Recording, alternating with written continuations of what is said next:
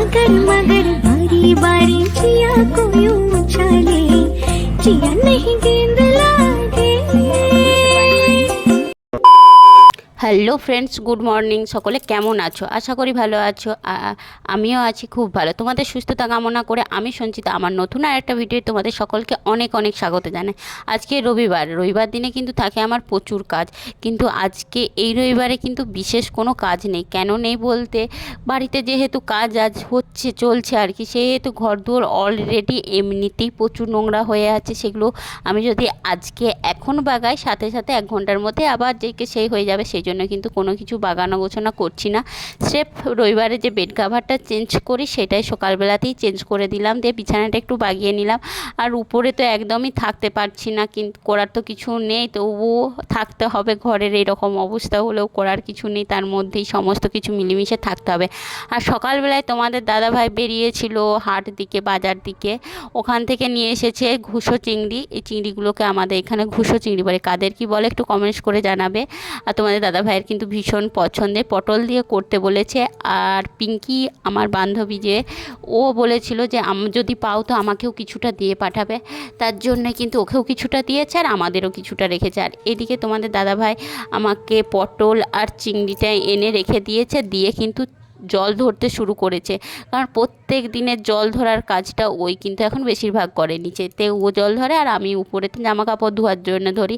তো আজকে ওই দু জায়গায় ধরছিল। আর কারণ এতগুলো চিংড়িকে আমাকে তো বাছতে হবে, তার জন্যই। আর আমি অলরেডি বাছতে শুরু করে দিয়েছি। আর তোমাদের দাদা ভাইয়ের সাথে কি বলছিলাম দেখো। স্পেশাল পটল পটল চিংড়ি পটল চিংড়ি রান্না হবে, পটল আলাদা হবে, চিংড়ি আলাদা হবে। পটল চিংড়ি না, পটল আলাদা করবো, চিংড়ি আলাদা করবো। আর তার সাথে কি কি পনির বললে? কি পনির তুমি বলো? মটর পনির। মটর তো নাই। ঠিক আছে, মটর নাই, এবার কি মটর করে নেই নাকি? আচ্ছা, বাবারি বিশাল ম্যানেজার তোমাদের। বিশাল মেনু। রান্নাঘরেই সারাদিন থাকবো। কেন ওটা করতে হবে? কেন ওটা আমি করে দিচ্ছি।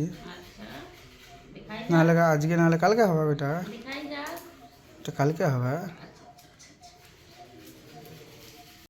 এইবারের ছুটিতে বাইরে কোথাও না যাওয়া হচ্ছে, না ঘোরা হচ্ছে। আর উপরন্তু সকাল থেকে সন্ধ্যে পর্যন্ত বেশিরভাগ অনেকটা সময় কিন্তু রান্নাঘরে কেটে যাচ্ছে। এই গরমের মধ্যে আর একদমই ভালো লাগছে না রান্নাঘরে থাকতে। তবুও তোমাদের দাদাভাই কিন্তু মাঝে মাঝে বেশ অনেক কিছু আইটেম রান্না করে কিন্তু খাওয়াচ্ছে। আর সকালবেলায় দেখো আমি ম্যাগি বসিয়েছি, তো বলছে ঠিক আছে তুমি সরে এসো, আমি ম্যাগিটা বানিয়ে দিচ্ছি। ম্যাগিটা আমি সিদ্ধ করতে দিয়ে দিয়েছি অলরেডি। আর বলছিলাম যে এতগুলো প্যাকেট মশলা কিন্তু আমি দেবো না। বলছে না, সবগুলোই দাও, সবগুলো না দিলে ভালো লাগবে না। আমি বলছি না, এতগুলো মশলা দিলে কিন্তু আমি খাবো না, ভালো লাগবে না। তার জন্যেই কিন্তু আমি ওকে বলছিলাম এতগুলো দিতে হবে না। আর ওই নিয়ে আমাদের কথা চলছিল। আর আমি এদিকে কাঁচিটা খুঁজে পাচ্ছিলাম না যে প্যাকেটগুলো কেটে দেবো। আর এদিকে তোমাদের দাদাভাই একটুখানি ভিডিও বানিয়ে দিচ্ছে, আর আমার ছেলেও তারপরে টিউশন থেকে চলে এসেছে।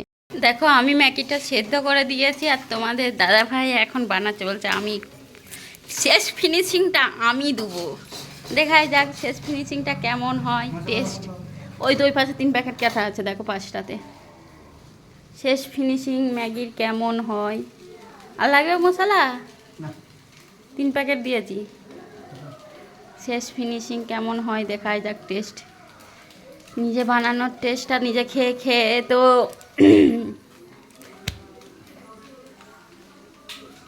ভালো হবে তো, খেতে পারা ধরে যাচ্ছে যে। আচ্ছা, না হলে দিয়ে দেবো, ঠিক আছে। খাওয়ার পর রিভিউ দিচ্ছি, দেখি কেমন টেস্ট হয়েছে।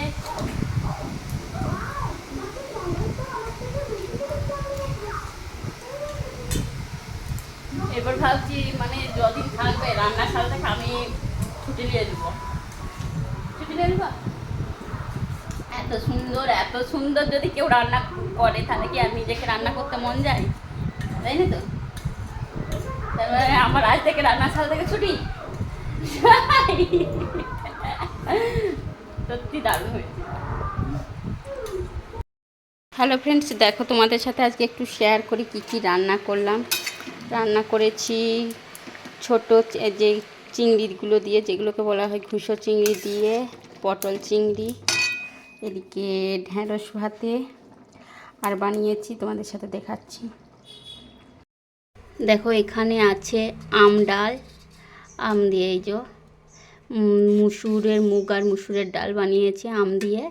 আর এটাই আছে মাছের ঝাল, বাস। আর কি এইটুকুই রান্না করেছি, আর বিশেষ কোনো কিছু রান্না করি না। আর এটা মাছ ভাজাটা আমার ছেলের জন্য, কারণ ছেলের শরীরটা বেশ ভালো নেই, তার জন্য ও ঝালের মাছ খাবে না। আর সেটুকুই রান্না করেছি। পটলের চিংড়ি তোমাদের দাদাভাইয়ের ভীষণ প্রিয়, তার জন্যই পটলের চিংড়ি হচ্ছে, আর আমারও বেশ ভালো লাগে। চলো ভিডিওটা কন্টিনিউ দেখতে থাকো। এইভাবে কিন্তু বাড়িতে সুন্দর পিস কাটা পনির বানিয়ে নিতে পারো। হ্যাঁ দেখো আমি কিভাবে বানিয়েছি। সকালবেলায় কিন্তু আমি দুধটাকে জাল দিয়ে ছানা কাটিয়ে নিয়েছি, নিয়ে পনিরের যে একদম পিস কাটা হয় সেই রকম বানাবার জন্য কিন্তু এইভাবে চাপা দিয়ে রেখেছি। হ্যাঁ কীভাবে বানিয়েছি তোমাদের সাথে চলো একটু শেয়ার করে দিই। তখন যখন জাল দিয়ে দুধটাকে ছানা কাটিয়েছিলাম তখন কিন্তু ভিডিও বানাতে ভুলে গিয়েছিলাম। অ্যাকচুয়াল তো সকাল থেকে ব্যস্ত ছিলাম, ভুলে গিয়েছিলাম।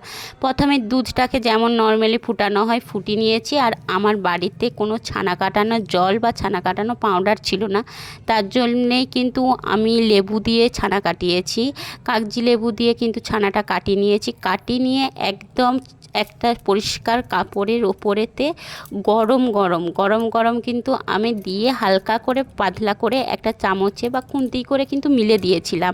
মিলে দেওয়ার সাথে সাথে একটা এই যে থালার মধ্যে দেখতেই পেলে যে ওর কাপড়টাকে সুন্দরভাবে ভাঁজ করে দিয়ে ওর ওপরে ভারী জলের জায়গা বা ভারী কোনো কিছু যদি তুমি চাপা দিয়ে ঠান্ডা হওয়া পর্যন্ত অপেক্ষা করো, দেখবে পুরো শক্ত হয়ে যেমন ছানার পনির যেমন দোকানেতে বিক্রি হয় ওই রকম কিন্তু হয়ে যায়, পুরো শক্ত হয়ে পিস কাটার মতন হয়ে যায়। আর দিয়ে কিন্তু তুমি ছুরি বা খুন্তি দিয়ে যে কোনোভাবে তুমি কিন্তু এইভাবে টুকরো টুকরো করে কেটে নিতে পারো। দেখো কি সুন্দর ছোট ছোট টুকরো করে কেটে নিয়েছি। আর কদিন ধরে ছেলে বলছে পনিরের তরকারি খাবো, তার জন্যই কিন্তু করেছি।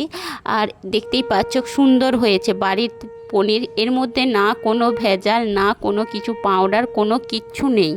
এইভাবে কিন্তু তোমরাও বানাতে পারো, বানিয়ে সুন্দর কিন্তু পিসকাটা সুন্দর হয়ে যাবে। যে হ্যাঁ ভেঙে যাবে সেটা নয়, তবে কি গরম গরম একদম কিন্তু চাপা দিতে হবে। আমি কৌটোর মধ্যে ভরে এরপরে কিন্তু ফ্রিজে কুড়িয়ে রেখে দেব। তারপরে রান্না বান্না সেরে সোজা চলে গিয়েছিলাম স্নান করতে, কারণ এই গরমের মধ্যে রান্নাঘরে যদি সকাল থেকে টাইমটা কাটাতে হয় এত কষ্ট হয় ধারণার বাইরে। তাই একটুখানি তোমাদের সাথে শেয়ার করলাম। স্নান টান করে এসে একটু সিঁদুর পরে নিলাম, আর আমাদের এদিকে মন্দিরে প্রণামটাও করে নিলাম। করে নিয়ে একটু হালকা একটু ক্রিম লাগাচ্ছি, কারণ এখন গ্রীষ্মকাল ঠিকই কিন্তু তবুও যেন গা হাত পা কেমন যেন একটা চড়চড় করছে, তার জন্যই কিন্তু একটু নারকোল তেল আর ক্রিম না লাগালেই নয়। এটা একদম বিকালবেলায় দুপুরবেলায় কিন্তু শোয়ার পর বিকালবেলায় উঠে একটু ফাঁক দিকে গিয়েছিলাম। আর ভেবেছিলাম ছেলের ব্যায়ামের ক্লাস আছে, কিন্তু ব্যায়ামের ক্লাস ছিল না, ছুটি ছিল। আমি রেডি হয়ে তারপরে মেসেজ দেখেছিলাম।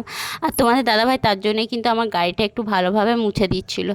তারপরে যখন ব্যায়ামের ক্লাস ছুটি দেখলাম তখন আমি আর কি করি, এদিকে চলে এসেছিলাম। নিজে কষ্ট করে বানিয়েছে, তারকে সুন্দরভাবে তৈরি করার দায়িত্বও নিজে নিয়েছে। হ্যাঁ যে রং হচ্ছে দেওয়ালে পুটিগুলো হচ্ছে তাতে হালকা করে জল দিতে হবে, কারণ এখন যেহেতু গ্রীষ্মকাল প্রচুর টানের সময়, তার জন্য মিস্ত্রি বলেছে একটুখানি জল দিবে, তার জন্য কিন্তু তোমাদের দাদাভাই বিকালবেলাতে জল দিচ্ছিল।